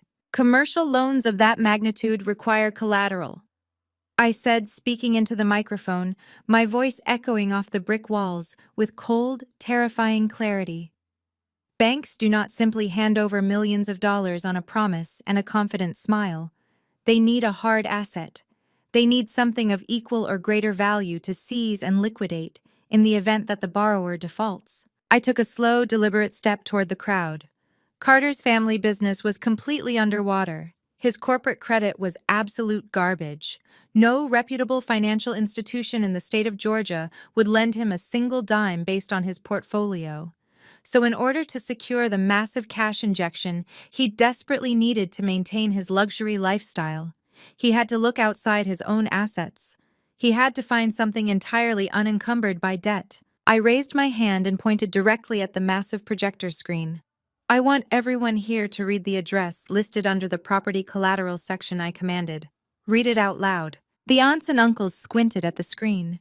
The text was enlarged, crisp, and undeniably clear. The silence was broken by Aunt Beatrice. She stood up, dropping her paper plate onto the grass. Her voice trembled as she read the familiar street name and zip code. "That is Big Mama's house," she whispered, her hands flying to her chest. "Exactly," I said, my voice slicing through the rising murmurs of the crowd. "Big Mama's house. The house our great-grandparents bought with physical cash they saved in coffee cans because the banks would not lend to black folks during segregation. The house where 5 generations of this family celebrated Thanksgiving, sought refuge, and built a legacy. Carter did not just borrow money to fund his sports cars and his country club fees. He took the deed to our ancestral home and handed it over to a private equity firm." A collective gasp of pure horror ripped through the pavilion. The anger that had been directed at me just 5 minutes ago instantly evaporated, replaced by a profound, sickening sense of betrayal. Big Mama's house was not just a piece of real estate, it was sacred ground. It was the physical embodiment of our family's survival and success. But wait, I continued, refusing to let the momentum slow down. Carter is not a blood relative. His name is nowhere on that deed. The only person legally authorized to mortgage that property is the matriarch of this family, the executor of the estate, my mother. Estelle stepped forward from the head table, her face entirely drained of color. She looked at the screen, then at me, her eyes wide with genuine panic. "I never signed anything," she stammered, her voice shaking so badly she could barely form the words. "I would never put Big Mama's house up for a loan. I would never risk that house." "I did not sign that paper, Maya." "I know you didn't, Mom," I replied softly. I tapped my phone screen again. The projector image instantly zoomed in on the final page of the loan agreement. It filled the entire screen with the signature block. There, in clear, dark ink, was Estelle's full legal name, written in a cursive script that looked incredibly familiar. That is your signature, Estelle, I said, letting the microphone amplify the devastating truth, or at least it is a very practiced forgery of it. And Carter could not have done it alone. A white man cannot just walk into a bank with the deed to a property owned by an elderly black woman and sign her name without raising massive red flags. The lenders required an in-person signature verification with a licensed notary, a notary who just so happens to be Nia's best friend from her college sorority. I turned slowly to look at my sister. Nia had scrambled backward away from the picnic table where Carter was still groaning. Her hands were covering her mouth and her eyes were darting frantically around the yard looking for an escape route. Carter provided the asset, I said, my voice ringing out like a judge delivering a guilty verdict. But Nia facilitated the fraud. She helped her husband steal your house, Mom. The heavy metal barbecue tongs Estelle had been holding this entire time slipped from her fingers. They hit the concrete patio with a loud, piercing clatter that echoed through the dead, silent yard. Estelle did not even flinch. She just stood there staring at the golden child she had protected and worshipped for 30 years. Mom, please! Nia cried out, her voice cracking into a hysterical shriek. He told me it was just temporary. He swore to me we would pay it back in a month. We just needed the cash to keep the business afloat so his parents would not find out we were broke. I never wanted to hurt you, Mom. He made me do it. Carter pushed himself up onto his knees, spitting a mouthful of blood onto the grass. Do not put this entirely on me, you greedy parasite. He coughed, his voice ragged and breathless. You wanted the mansion. You wanted the designer trips. You are the one who stole the deed out of your mother's lockbox while she was asleep. The crowd erupted into absolute pandemonium. Uncle George grabbed Carter by the collar of his ruined suit and slammed him back down onto the grass, raising his fist. Several cousins rushed forward to intervene, shouting and cursing. Aunt Beatrice began to wail loudly, calling on Jesus to strike the demons out of the yard. But the most devastating reaction belonged to Estelle. The proud, arrogant woman who had just threatened to ruin my reputation in the community looked like she was physically shrinking. Her shoulders collapsed. The pristine white apron she wore suddenly looked like a tragic costume. The alliance she had built with her perfect daughter and her wealthy white son-in-law shattered into a million irreparable pieces right in front of her eyes. You sold my house, Estelle whispered. Her voice was barely audible over the screaming crowd, but I saw her lips form the words. She took a trembling step toward Nia. You sold your grandmother's house to pay for your fake life. Mom, I am sorry. Nia sobbed, backing away from Estelle, holding her hands up defensively. Estelle lunged forward, moving with a speed and ferocity fueled by pure heartbreak. She grabbed Nia by the shoulders, shaking her violently, her perfectly styled hair falling wildly around her face. You ungrateful thief! Estelle screamed, her voice tearing through the yard. I gave you everything. I threw your sister out on the street for you. I lied for you. And you stole my home. The family members who had previously stood in solidarity to humiliate me were now actively tearing each other apart. The toxicity they had directed at me for 6 years had finally been turned inward, and it was acting like a rapidly spreading poison. I stood perfectly still watching the destruction unfold. I did not feel a single ounce of joy or vindication. I only felt the cold satisfaction of a surgeon who had successfully removed a massive malignant tumor. But the operation was not quite finished. I raised the microphone back to my lips, ready to deliver the final lethal dose of reality. I let the screaming and the physical tearing apart of my family continue for exactly 30 seconds. It was a symphony of destruction that they had composed entirely by themselves, and I wanted them to hear every single note of it. I watched my mother ripping at the fabric of her golden child's designer dress. I watched my uncles shouting profanities at the white savior they had worshipped just an hour ago. The manicured lawn of the churchyard was covered in spilled baked beans, trampled potato salad, and shattered illusions. The toxic foundation of their lives had finally collapsed. Then I raised the wireless microphone back to my lips. I am not finished, I said, my voice booming through the heavy outdoor speakers. The sheer volume and the absolute terrifying calm in my tone commanded immediate compliance. The screaming abruptly stopped. Estelle froze, her hands still clutching the collar of Nia's dress. Nia was sobbing uncontrollably, her chest heaving as she kept her eyes glued to the grass. Carter remained on the ground clutching his bruised ribs, his face pale and slick with a cold sweat. The entire extended family turned back to face me, looking like a terrified audience trapped in a theater while the building burned down around them. Forging a signature to secure a multi-million-dollar commercial loan is a federal crime, I stated, letting the heavy legal reality settle over the yard. But that is a matter for the criminal justice system and the Federal Bureau of Investigation. I am not here today as an officer of the law. I am here representing the private equity firm that legally purchased and currently owns that massive debt. And my financial institution does not care about your family drama. My financial institution only cares about the math. I took a slow, deliberate step forward, my heels clicking sharply against the concrete patio. The crowd instinctively took a collective step backward away from me.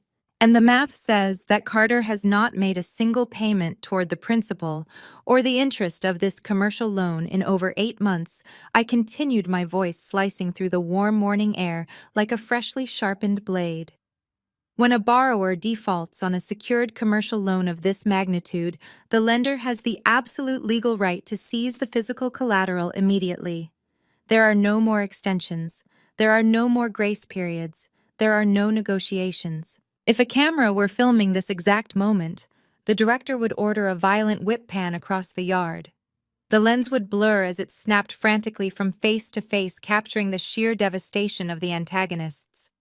It would whip first to Estelle, capturing her jaw dropping open as the blood rushed out of her face, her perfectly styled hair now a chaotic mess.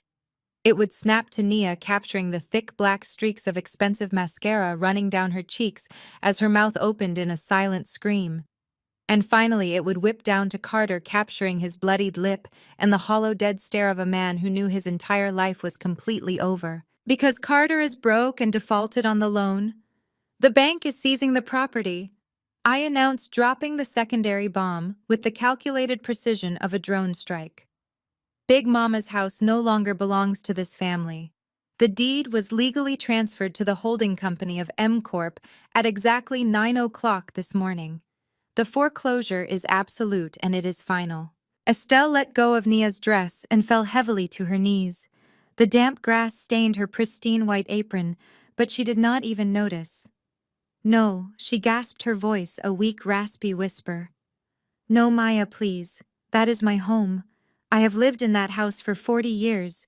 It is all I have left. You lived there for 40 years, until you decided that playing dress-up with Carter's family was more important than protecting your own legacy, I replied, looking down at her without a single ounce of pity. You gave Nia the keys to the kingdom because she was pretty and compliant.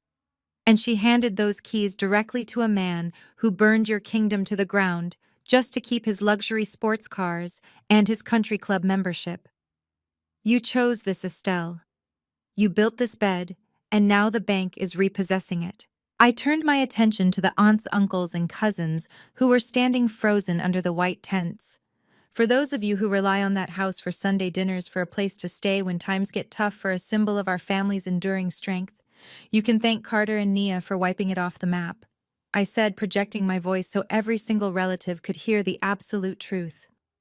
The generational wealth that Big Mama broke her back scrubbing floors to build has been completely eradicated by the golden child you all worshipped.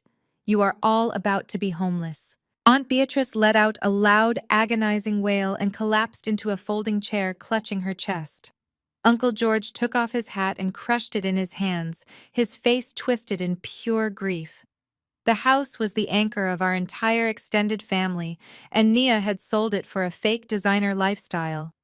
The hatred radiating from the crowd toward Nia and Carter was now palpable. It was a thick, toxic cloud of absolute resentment. Tomorrow morning at precisely 8 o'clock, the county sheriff will arrive at the property. I continued, detailing the exact mechanics of their ruin. They will be accompanied by a team of professional locksmiths and a private property management crew. They will change every single lock on the front and back doors. They will board up the windows if necessary. They will physically remove any personal belongings left inside and place them on the curb. and anyone still standing inside the property lines at 8:01 will be immediately arrested and charged with criminal trespassing. Nia let out a high-pitched shriek and threw herself onto the grass, reaching out toward me. Maya, you cannot do this, she sobbed violently, her voice cracking. Where are we supposed to go? Carter's family accounts are frozen. We do not have any cash. We cannot even rent an apartment with our credit scores. You are throwing your own mother and your sister out onto the street.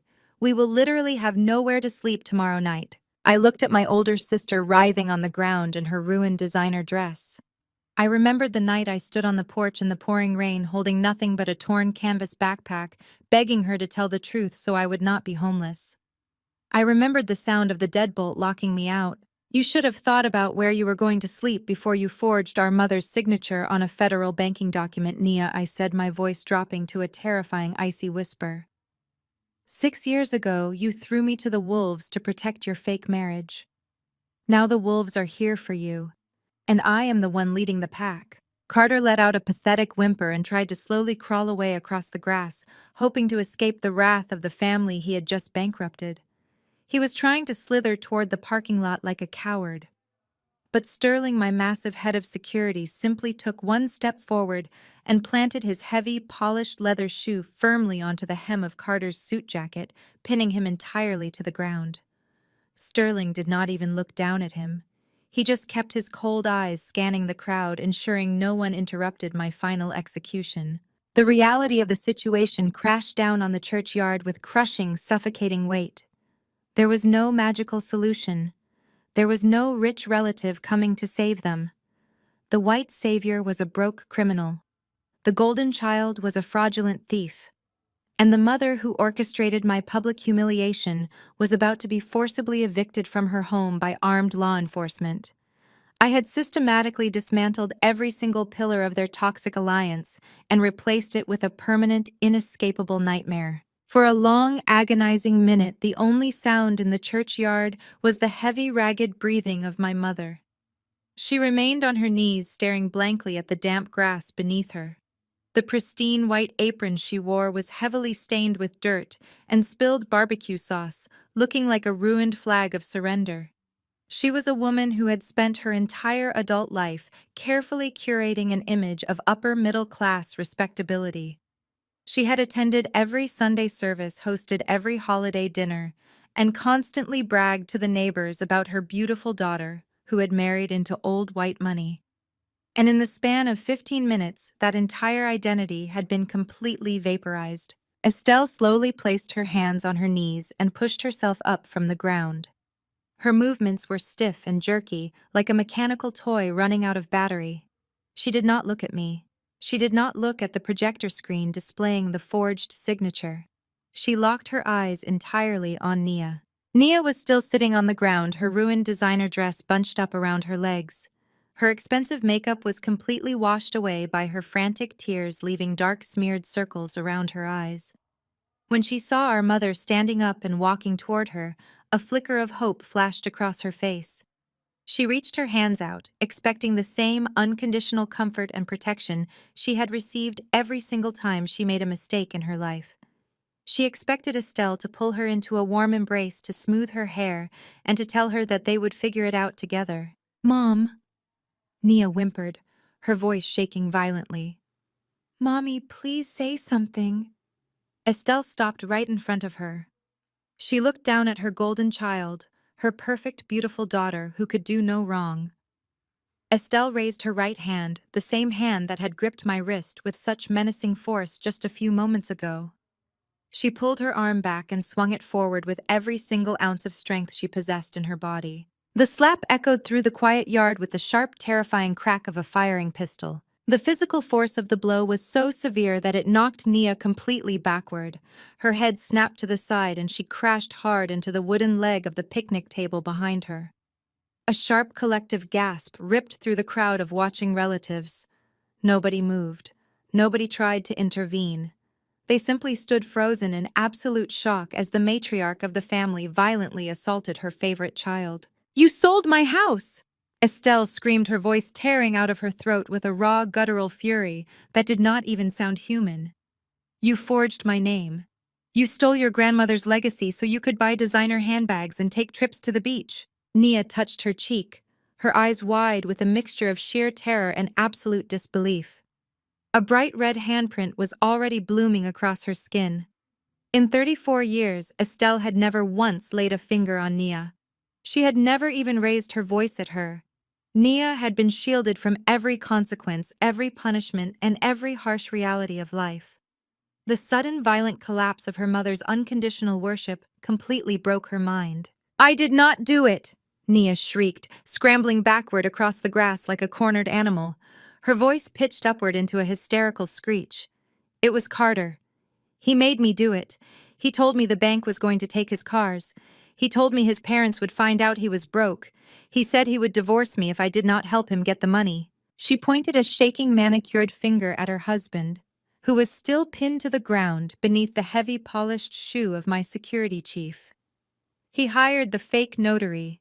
Nia screamed desperately, throwing her husband to the wolves to save her own skin. "He brought the papers to the house. I just signed your name because he told me to. He promised he would pay it back. I am the victim here, Mom. He manipulated me." Carter let out a wet, ragged cough and turned his head, trying to glare at his wife. "You lying, parasitic snake!" he gasped, struggling vainly against Sterling's crushing weight. "You were the one who stole the deed from the lockbox. You knew exactly what you were doing. You spent half of that loan money on yourself." The total collapse of their marriage played out right there in the dirt. There was no loyalty left between them. They were two drowning rats viciously clawing at each other, trying to stay above the water. But the extended family was not interested in their marital disputes. The extended family was interested in blood. The crowd of aunts, uncles, and cousins who had spent the entire morning glaring at me suddenly turned their collective fury toward the head table. The mob mentality of our family had always required a scapegoat. For my entire life, I had been the designated target. I was the one they blamed for every disruption, the one they criticized to feel better about their own miserable lives. But the dynamic had just violently shifted. The golden child had stripped them of their ancestral home, and the mob demanded immediate retribution. Uncle George was the first to break the perimeter. He stomped forward, his face flushed dark red with absolute rage. He kicked the metal folding chair out of his way, sending it clattering across the patio. "You arrogant, selfish little thief," George bellowed, pointing down at Naya. "We praised you. We treated you like royalty. And you sold the roof over your own mother's head to impress a white boy who could not even run his own business." Aunt Beatrice pushed her way to the front of the crowd, her elaborate Sunday hat slightly skewed on her head. She looked at Nia with an expression of pure, unfiltered disgust. "You are a disgrace to this family." Beatrice spat, her voice dripping with venom. "You sat at our tables and acted like you were better than us. You looked down your nose at your own cousins because you lived in a fancy house, and all this time you were nothing but a common criminal." The rest of the family swarmed forward, forming a tight, suffocating circle around Nia and Estelle. The insults flew through the air like heavy stones. They called her a fraud. They called her a traitor. They cursed her name and spat at the ground near her feet. The very same people who had been enthusiastically celebrating her anniversary just 30 minutes ago were now tearing her to shreds with absolute ruthlessness. Nia curled into a tight ball on the grass, covering her head with her arms, sobbing hysterically as the verbal assault rained down on her. She begged for them to stop. She begged her mother to protect her. But Estelle just stood there, staring down at her with cold, dead eyes, offering absolutely no shelter from the storm. I stood a few feet away, completely untouched by the chaos, observing the scene with a profound sense of closure. I did not need to raise my voice. I did not need to hurl insults or throw punches. I had simply handed them the ugly, undeniable truth and allowed their own toxic nature to do the rest of the work. The family unit they claimed was so sacred and unbreakable was actually nothing more than a fragile house of cards built on lies and shared delusions. They were so busy destroying each other that they completely forgot I was even there. I was the architect of their destruction, but they were the ones eagerly swinging the hammers.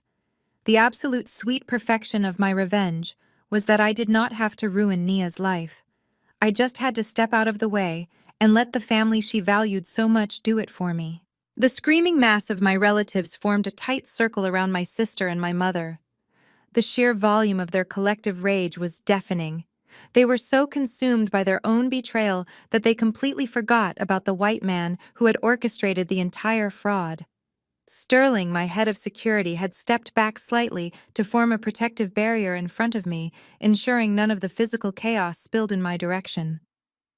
In doing so, he had lifted his heavy shoe off Carter's ruined suit jacket. Carter lay in the damp grass for a few seconds, assessing the situation. He looked at the mob of angry aunts and uncles tearing his wife apart.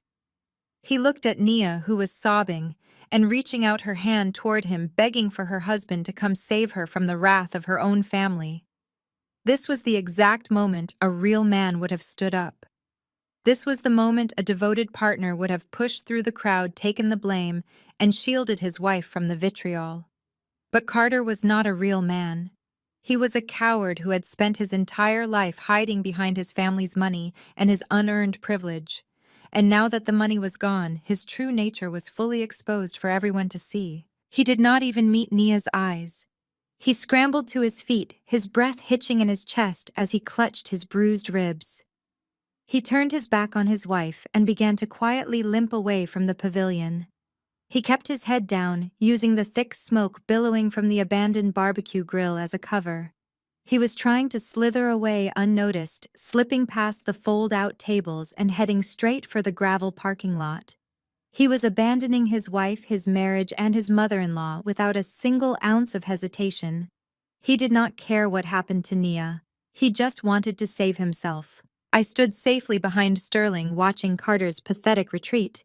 Nia saw him leaving too. She screamed his name over the crowd, her voice cracking with absolute despair, but he did not even turn around. He just moved faster, breaking into a pathetic, desperate jog. He reached into his pocket and pulled out the keys to his imported luxury sedan.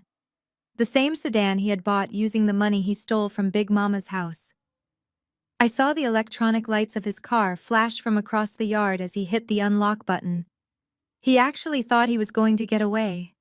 He thought he could just drive back to his affluent suburb, pack a bag, and disappear before the financial fallout completely destroyed his life. He reached the edge of the gravel lot, his hand stretching out to grab the door handle of his car. And that was exactly when the sound started.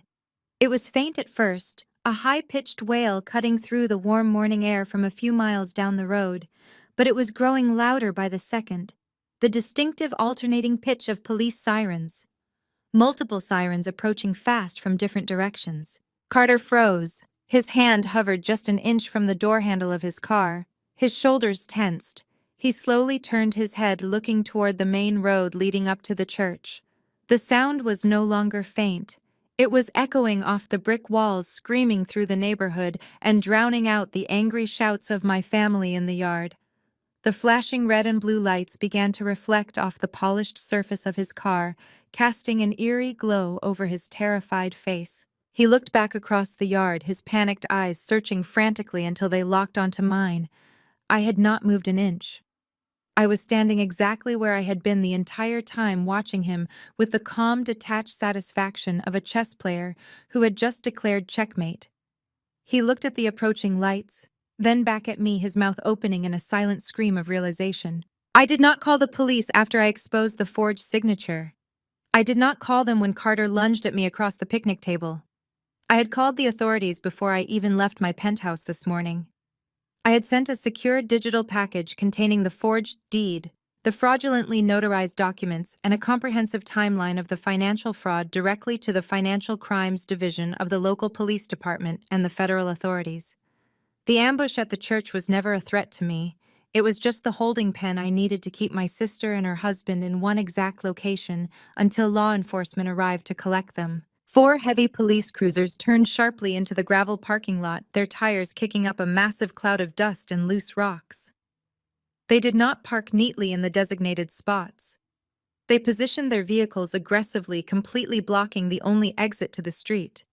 The wailing sirens were abruptly cut off, leaving only the harsh crackle of police radios and the slamming of heavy car doors. More than half a dozen officers stepped out of their vehicles, stepping into the morning heat, with their hands resting on their utility belts. Carter was completely trapped. He was standing right next to his luxury car holding his keys surrounded by law enforcement.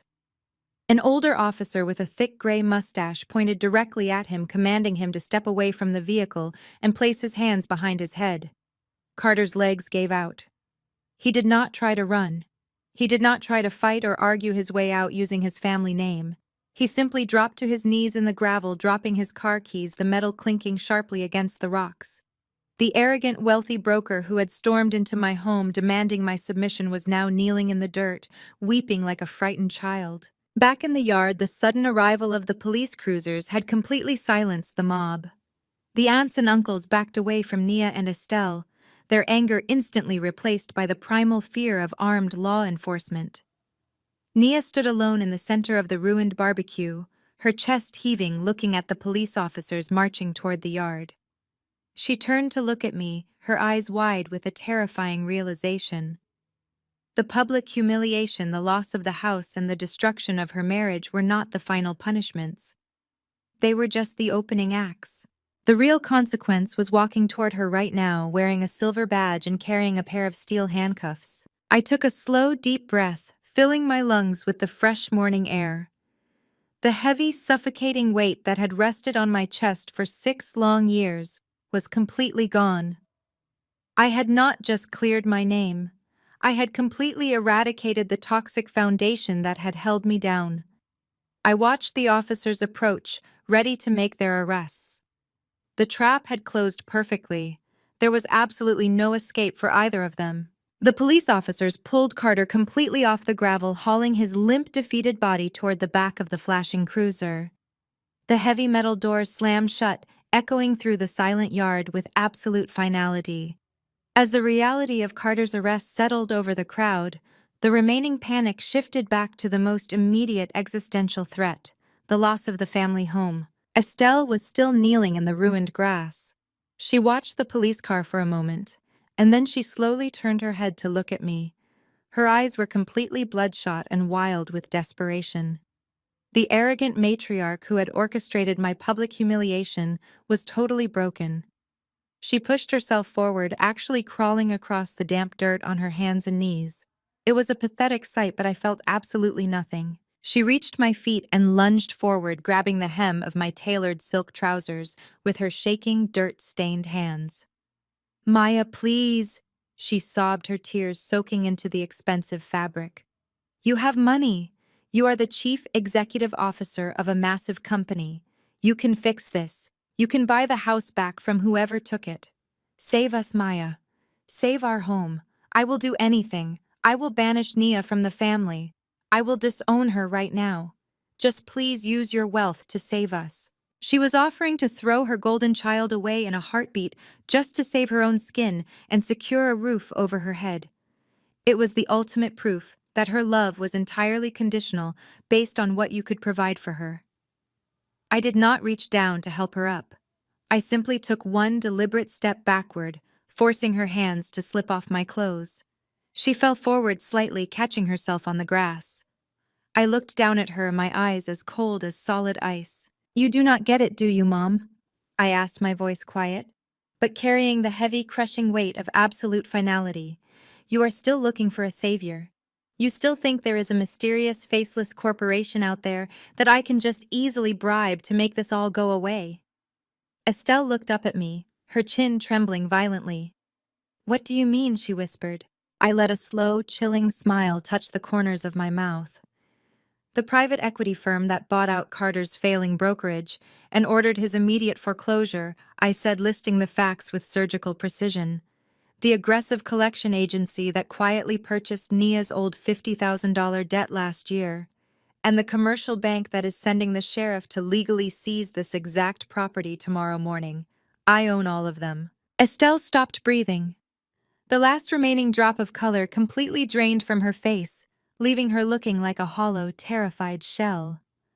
"I am not just the chief executive officer, Estelle," I whispered, looking down at the woman kneeling in the dirt. "I am the sole owner. I am the board of directors. I am the bank. I am the one taking your house." If a camera were capturing this scene, the lens would slowly begin to lift off the ground in a smooth cinematic crane shot. It would pull continuously upward, pulling higher and higher into the trees, framing me as a towering, untouchable figure of absolute power, standing tall in the center of the yard.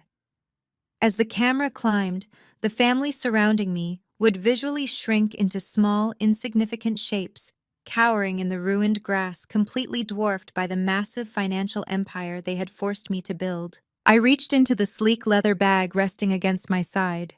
The smooth metallic click of the clasp opening sounded like the cocking of a loaded gun in the dead silent yard. Estelle remained on the ground, her tear-soaked face tracking my every movement, with the desperate focus of a condemned prisoner waiting for a pardon. But I did not have a pardon to give her.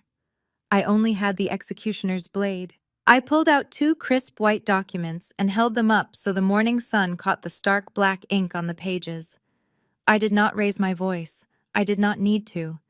The absolute stillness of the crowd ensured that every single syllable I spoke would land with devastating precision. Paper number 1, I said, dropping the first document onto the grass right in front of her knees. This is the official eviction notice. It is completely legally binding and already processed by the county courts. It authorizes the sheriff to physically remove you from the premises at 8 o'clock tomorrow morning. If I let this proceed, you will be escorted out of Big Mama's house with nothing but the clothes on your back. You will have no assets, no credit, and nowhere to go. Estelle stared at the paper as if it were a venomous snake preparing to strike. Her chest heaved with panicked, ragged breaths. Then I dropped the second document right next to it. Paper number 2. I continued, my tone devoid of any human warmth. This is a federal fraud complaint against Carter and Nia.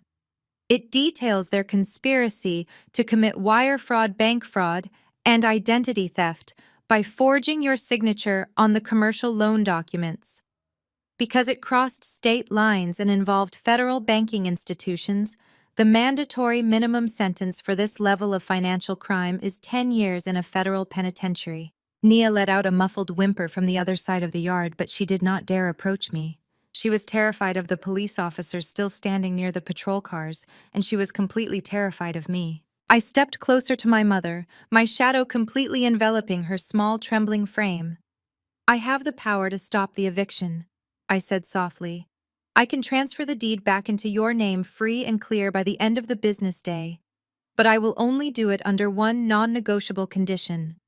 Estelle looked up, her eyes wide with a frantic, sickening hope. What is it? She rasped. Tell me what to do, Maya.